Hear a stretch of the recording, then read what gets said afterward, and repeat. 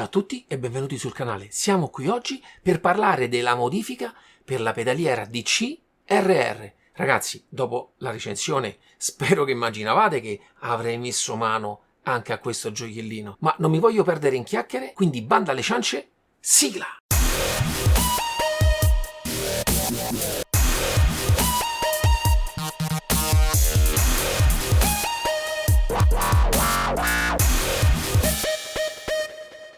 Ciao ragazzi, come vi ho detto sono qui per presentarmi la mia nuova modifica anche al modello RR della DC Pedal. In realtà questa modifica si porta dietro quelle che sono state già delle ulteriori modifiche che ho fatto al kit damper anche del modello base. Questo perché chi mi segue da tempo sa che io sono perennemente alla ricerca di miglioramenti che posso fare su tutte le mie modifiche, e la DC effettivamente è una pedaliera che si presta molto, soprattutto nella parte del freno, ad essere modificata con il tocco di MDS Simparts. Ragazzi, quindi nulla di nuovo, kit damper, ma naturalmente ha una forma diversa. Non entro troppo nello specifico perché immagino che possa capitare che ci sia anche qualche altro inventore e possa prendere come al solito un po' di spunto da quelle che sono le mie idee. Dacci un taglio, d'accordo? Tieni chiusa quella bocca.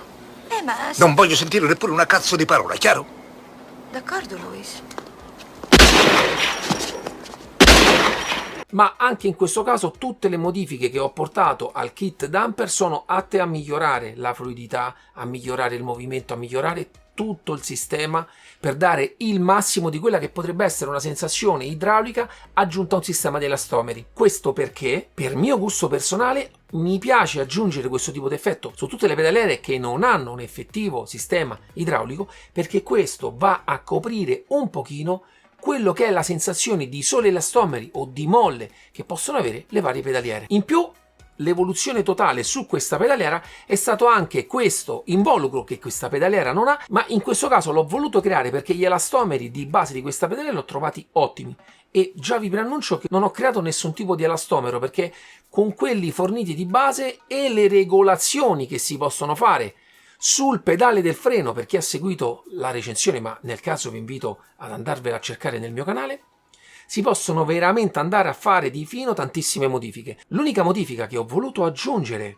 perché ultimamente si parla di Asetec, di doppio stacco, di doppio step, è creare un sistema anche sulla DC a doppio step, in cui praticamente dopo una determinata pressione si va a chiudere totalmente la parte di questo elastomero qua che non lavorerà più e si spingerà direttamente sulla cella soltanto con la forza residua di questo elastomero qui. Naturalmente a chiacchiere a parole è difficile, ma in realtà anche da dei video è sempre complicato spiegare bene come funziona tutto. Io, come al solito, con questo rinnovato modo di creare contenuti e video, vi manderò a schermo come si comporta il pedale originale a pieno segnale, con la parziale modifica solamente del coprielastomero, sempre a pieno segnale. Questo sempre per farvi vedere qual è la corsa, le modifiche in parte alla corsa che si hanno agendo su questo genere di modifica, che poi, come ho detto nella prima parte, è possibile ulteriormente andare a fare delle micro regolazioni anche su quell'effetto, perché spostando il punto di aggancio del perno su quest'asola qui avrete ancora ulteriori possibilità di modifica per andare a affinare ancora di più quelle che sono le modifiche che ho pensato per questa pedaliera. E alla fine, naturalmente, la modifica completa, quella che comprende damper e coprielastomero. Ho creato questi video proprio nell'intento di farvi vedere con un segnale pieno come si comporta e anche che genere di tenuta ha questa modifica, perché in realtà immagino che quasi nessuno utilizza la pedaliera o sfrutta questa pedaliera come la vecchia al 100%, però tutto è sfruttabilissimo in qualsiasi combinazione la vogliate utilizzare. Ma naturalmente anche, altro aspetto importante, manderò dei video per farvi vedere come si comporta anche mentre giocate e le differenze che possono esserci tra uno step di modifica e l'altro.